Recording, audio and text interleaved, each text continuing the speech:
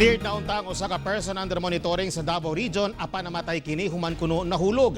Nakatala sa bugtulo ka mga namatay nga gikonsiderang patients under investigation kun PUI ang Davao Region. Ani ang report ni Argil Relator.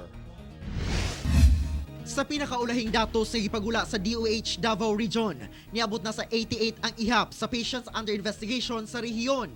54 niini ang naka-admit, samtang 31 ang discharge na sa ospital. Apan tulo ka mga PUI ang natalang namatay, samtang nagulat og result sa ilang laboratory test.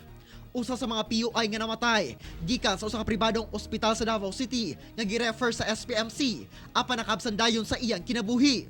Usa siya ka 78 years old nga dunay stage 4 bladder cancer. Duna kini travel history sa Australia ug March 14 dihang nakabati kini og sintomas. Ang cause of death nga naa sa iyahang death certificate is uremic sepsis secondary to complicated urinary tract infection. Samtang ang ikaduha, referral gikan sa Mindanao, Davao del Sur sa SPMC nga dunay komplikasyon ug naoperahan. 71 years old kini nga dunay travel history sa Laguna ug Manila.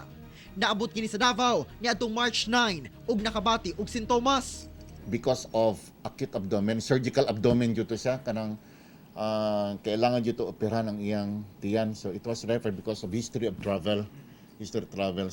Ang ikatulong PUI nga namatay, usa ka 68 years old nga lalaking Korean national nga gikan sa Riyadh, Saudi Arabia. March 9 kini niabot sa Manila ug nakabati og kalintura ug pagpanugnaw niadtong March 12.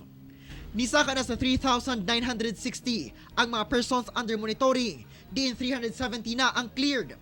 Samtang 3,589 pa ang under observation.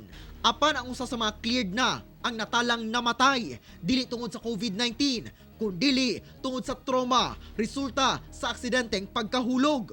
Wala na mihatag pa og dugang detalye ang DOH. Nagpabiling usa pa ang kumpirmadong kaso sa COVID-19 sa Davao Region. Sa tibuok Mindanao, duha na natalang kumpirmadong kaso nga namatay, usa sa Northern Mindanao ug usa sa BARMM. Ako si Argil Relator para sa One Mindanao.